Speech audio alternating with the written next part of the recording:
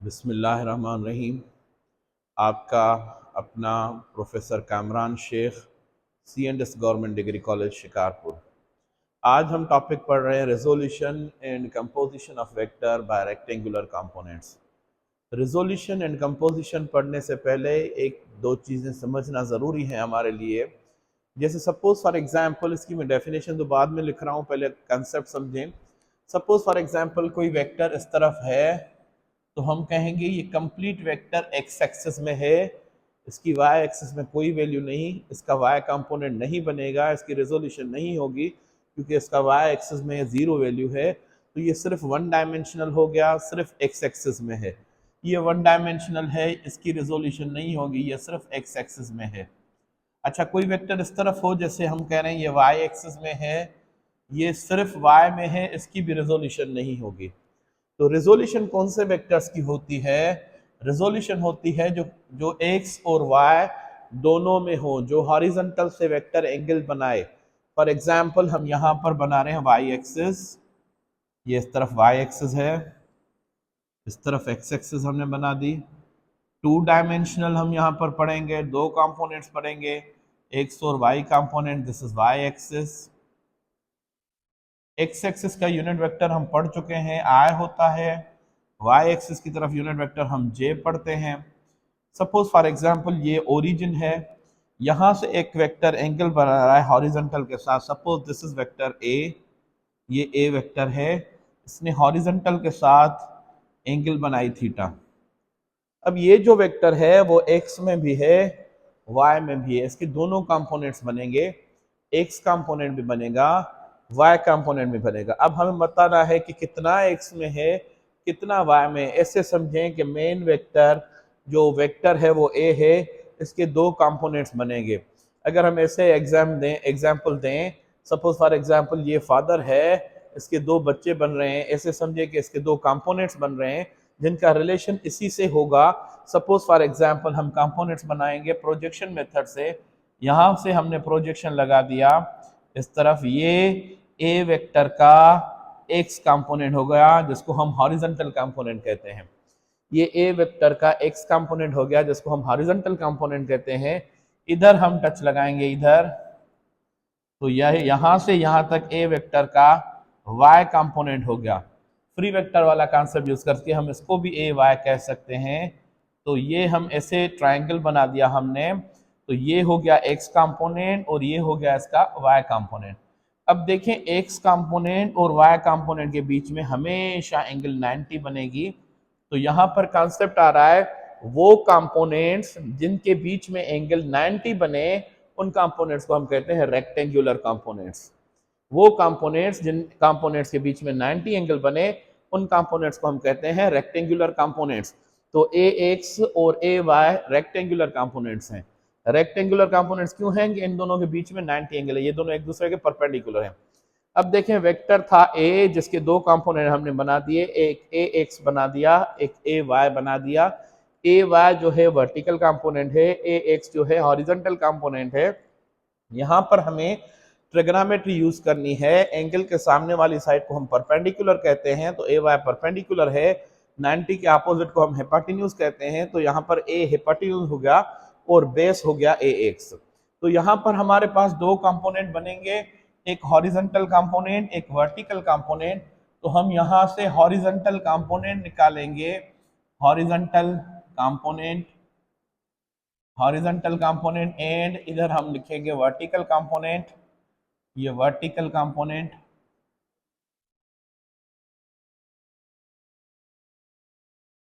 जब horizontal component की बात करेंगे तो हम बात करते हैं ए एक्स की। ए एक्स की वैल्यू हमें चाहिए, ए एक्स का फार्मूला हमें चाहिए। तो हमें देखना है ए एक्स आया कहां से। ए एक्स कंपोनेंट है ए का, ए एक्स हिस्सा है ए का। तो हम ऐसे दिखेंगे कि हिपोटेन्यूज और बेस के बीच में जो रिलेशन होता है वो होता है कॉस थीटा।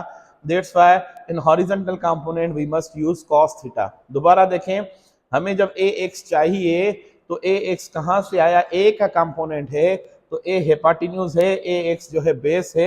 बेस और हिपोटेन्यूज का रिलेशन हमेशा cos थीटा बनता है। That's why we put here cos theta which is equal to base upon hypotenuse. Base upon hypotenuse. So cos theta is equal to, यहां पर बेस है ए एक्स, हेपाटिन्यूज है vector A का मैग्नीट्यूड, तो ये हमने लिख दिया a x over a by cross multiplication में इधर आ जाए तो a cos theta is equal to a x, या हम ऐसे लिख सकते हैं कि a x is equal to a cos theta. ये हमारा एक्स कंपोनेंट आ गया, ये हमारा एक्स कंपोनेंट आ गया। अभी हम वर्टिकल कंपोनेंट की बात करेंगे ए वाई की। तो ए वाई इस ट्रायंगल में परपेंडिकुलर की पोजीशन रखता है। अभी ये ए वाई जो है वो कहां से आया, वो भी ए वेक्टर का कंपोनेंट है। ए वाई जो है वो भी ए वेक्टर का कंपोनेंट है। इसका मकसद ये हुआ कि हमें इन दोनों के बीच में रिलेशन चाहिए, हल्की सी इतनी ट्रिग्नोमेट्री हमें आनी चाहिए कि ये परपेंडिकुलर है और ये हेपाटिन्यूज है। परपेंडिकुलर और हेपाटिन्यूज का रिलेशन हमेशा साइन थीटा होता है, that's why we put here sine theta. तो यहां पर हम साइन थीटा रख रहे हैं, तो sine theta is equal to perpendicular upon hypotenuse. So sine theta is equal to, perpendicular में हमारे पास ए वाई, हेपाटिन्यूज में मैग्नीट्यूड ऑफ ए रखा हमने, ए को बाय क्रॉस मल्टीप्लीकेशन में इधर ले जाएंगे तो a sine theta is equal to A y, या हम ऐसे लिखें कि a y is equal to a sine theta. ये हमारा हो गया वर्टिकल कंपोनेंट। यहां पर हमारा रेजोल्यूशन कंप्लीट हो गया। रेजोल्यूशन सिर्फ ये वर्ड कंप्लीट हुआ है कि हमने इसको ए वेक्टर को तोड़कर इसके दो हिस्से बना दिए, दो कंपोनेंट बना दिए। ये रेजोल्यूशन कंप्लीट हो गया। एक कंपोनेंट हो गया ए एक्स जिसकी वैल्यू है ए कॉस थीटा, दूसरा कंपोनेंट है ए वाई जिसकी वैल्यू है ए साइन थीटा। अभी इसमें हम कंपोजिशन करें, जोड़ें। पहले हमने तोड़ा, अब हम जोड़ रहे हैं composition.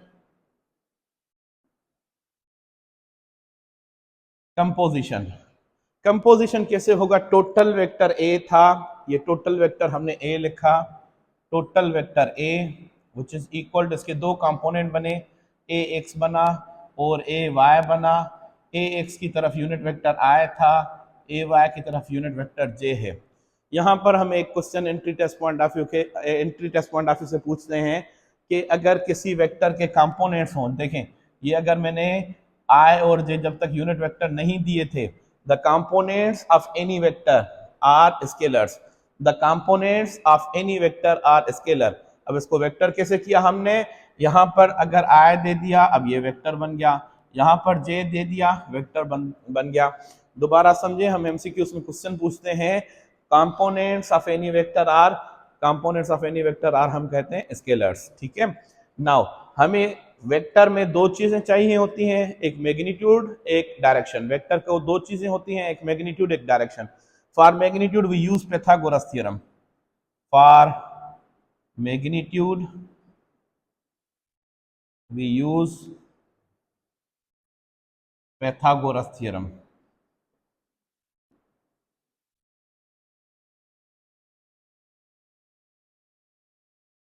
hypotenuse square is equal to perpendicular square or base square plus perpendicular square, base square plus perpendicular square। तो हेपाटिन्यूज में हमारे पास ट्राइंगल में देखें, हेपाटिन्यूज में हमारे पास ए है, बेस में हमारे पास ए एक्स है, परपेंडिकुलर में है a y. Hypotenuse square means a square is equal to base square means a x square, perpendicular square means a y square. अभी हमें क्या करना है, हमें ए की वैल्यू चाहिए, रिजल्टेंट मैग्नीट्यूड चाहिए।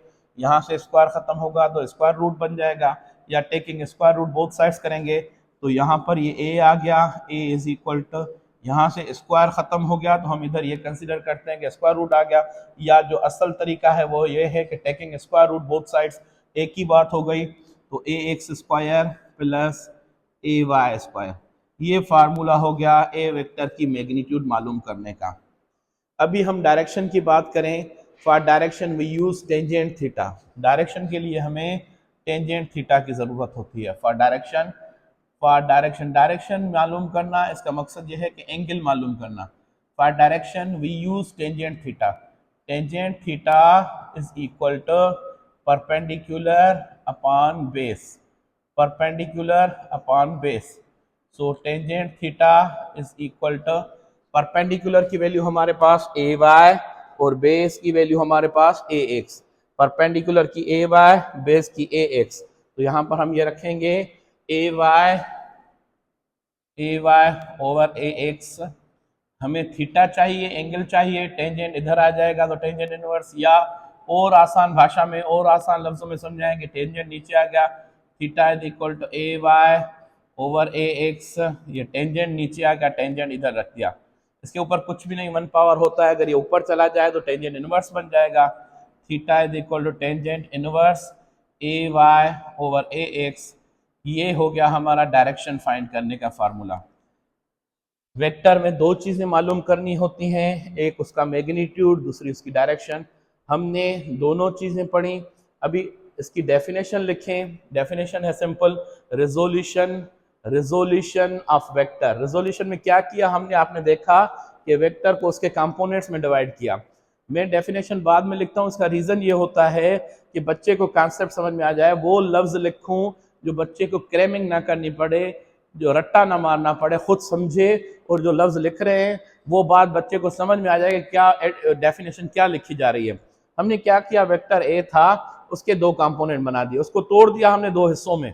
तोड़ना, स्प्लिट करना, तो यहां पर डेफिनेशन बन गई, the process of splitting, the process of splitting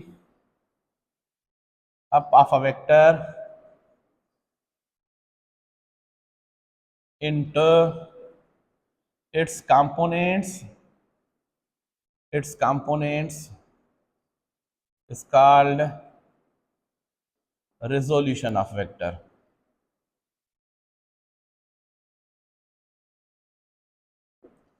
अब रेजोल्यूशन के लिए हमने ए वेक्टर लिया था, consider a vector A, consider a vector A having magnitude, जिसका मैग्नीट्यूड है ए की मैग्नीट्यूड को ए मॉड में रखा, मेकिंग एंगल थीटा विथ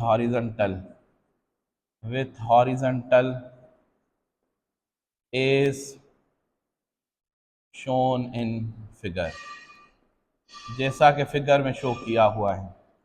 ये है फिगर में शो किया हुआ वेक्टर ए। अच्छा, दूसरी बात मैं दोबारा रिपीट करता चलूं, ये ए वेक्टर था, कोई भी वेक्टर था, सिर्फ एक्स एक्सिस में था, वन डायमेंशनल था, इसके कंपोनेंट्स नहीं बनते क्योंकि इसका सिर्फ एक्स कंपोनेंट बनता, वाई नहीं। ये वाई एक्सिस में था, एक्स में इसकी कोई वैल्यू नहीं थी, तो ये भी वन डायमेंशनल है। तो याद रखें, वेक्टर वही रिजॉल्व होगा, कंपोनेंट्स उसी के होंगे, या तो 2 डायमेंशनल हो या 3 डायमेंशनल। 1 डायमेंशन तो जिस डायरेक्शन में है वही उसकी वैल्यू है, उसके कंपोनेंट्स नहीं बनेंगे। 2 डायमेंशनल भी हो सकते हैं, 3 डायमेंशनल भी हो सकते हैं। यहाँ पर बोर्ड जो है हमारा, यहाँ पर ये जो बोर्ड है वो है 2 डायमेंशनल, तो यहाँ पर हम दो कंपोनेंट शो कर सकते हैं, एक्स और वाई कंपोनेंट। अभी इससे रिलेटेड जो entry test point of view से क्वेश्चंस आ सकते हैं, एग्जाम पॉइंट ऑफ व्यू से क्वेश्चन आ सकते हैं, वो ये हैं दो किस्म के। या तो आपको वेक्टर और एंगल दी जाएगी, आपसे पूछा जाएगा कि उसके कंपोनेंट्स फाइंड करें, या तो ये हो सकता है, या कंपोनेंट्स दिए जाएंगे, आपसे पूछा जाएगा इसका मैग्नीट्यूड और एंगल मालूम करें। दोबारा समझें, दो किस्म के आपको क्वेश्चन दिए जाएंगे। एक क्वेश्चन ये होगा कि आपको वेक्टर और एंगल दी जाएगी, कंपोनेंट्स आपसे पूछे जाएंगे, या कंपोनेंट्स आपको दिए जाएंगे, वेक्टर की मैग्नीट्यूड और डायरेक्शन पूछी जाएगी। तो वो दोनों किस्म के हम क्वेश्चन सॉल्व कर रहे हैं।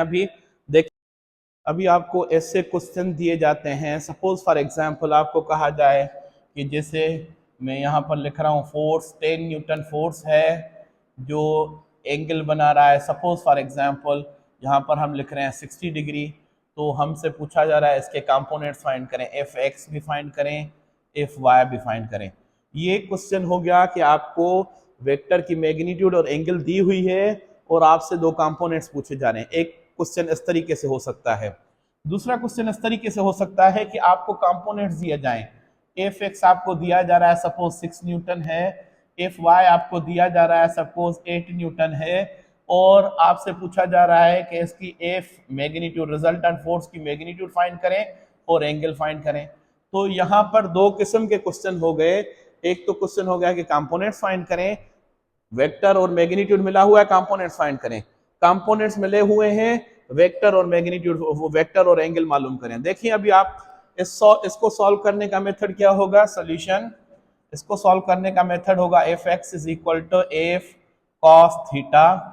एक्स कंपोनेंट हम पढ़ चुके हैं, फार्मूला इसका, एफ की वैल्यू 10 इंटू कॉस हमने रखा 60। अब cos 60 की वैल्यू होती है 0.5 r1 upon 2, so it becomes 5 newton. x component तो इसका मिल गया, F x is equal to 5 newton. ये एक मेथड तो ये हो गया। और दूसरा कंपोनेंट है F y. F y component is equal to होता है एफ साइन थीटा। तो यहाँ पर एफ की वैल्यू हमें 10 दी हुई है, साइन एंगल हमने 60 रखा, तो 10 into sine 60 is equal to 0.866, दोनों को मल्टीप्लाई किया तो 8.66 न्यूटन बन गया। ये हो गया एफ वाई, ये हो गया हमारा F y, y component means एक तो मेथड ये हो गया सॉल्व करने का। दूसरा सिंपल हम कह रहे हैं कि हमें एक्स और वाई कंपोनेंट दिए हुए हैं, मैग्नीट्यूड ऑफ फोर्स या मैग्नीट्यूड ऑफ वेक्टर और एंगल फाइंड की जा रही है। तो रिजल्टेंट फोर्स फाइंड करने का फार्मूला हम अभी पढ़कर आए हैं पैथागोरस से, under root F x square plus F y square, F x square plus F y square. तो resultant force is equal to under root F x की वैल्यू है 6 का स्क्वायर, फिर एफ वाई की वैल्यू है 8 का square. तो resultant force बनेगा 36 plus 64, F is equal to under root 100 का अंडर रूट निकालेंगे तो 10 न्यूटन। ये फोर्स आ गया 10 न्यूटन। अभी हमें फाइंड करनी है एंगल। एंगल फाइंड करने के लिए हमें कैलकुलेटर यूज करना पड़ेगा। Theta is equal to tangent inverse F y upon F x, ऐसे। So theta is equal to tangent inverse F y की वैल्यू है 8, एफ एक्स की वैल्यू है 6। जब इसको डिवाइड करेंगे कैलकुलेट करके, अंडर रूट कैलकुलेट करके, डिवीजन करके हम इसका टेंजेंट इनवर्स निकालेंगे तो हमें एंगल मिल जाएगी, आंसर मिल जाएगा हमें। तो सिंपल समझें बात को कि दो किस्म के इसमें प्रॉब्लम्स हो सकते हैं। एक तो या तो आपको वेक्टर दिया जाएगा, एंगल दी जाएगी, फिर आपसे कंपोनेंट्स पूछे जाएंगे, या ऐसे होगा कि आपको कंपोनेंट्स दिए जाएंगे, आपसे फोर्स या ऐसे समझे वेक्टर की मैग्नीट्यूड और एंगल मालूम की जाएगी। Thank you.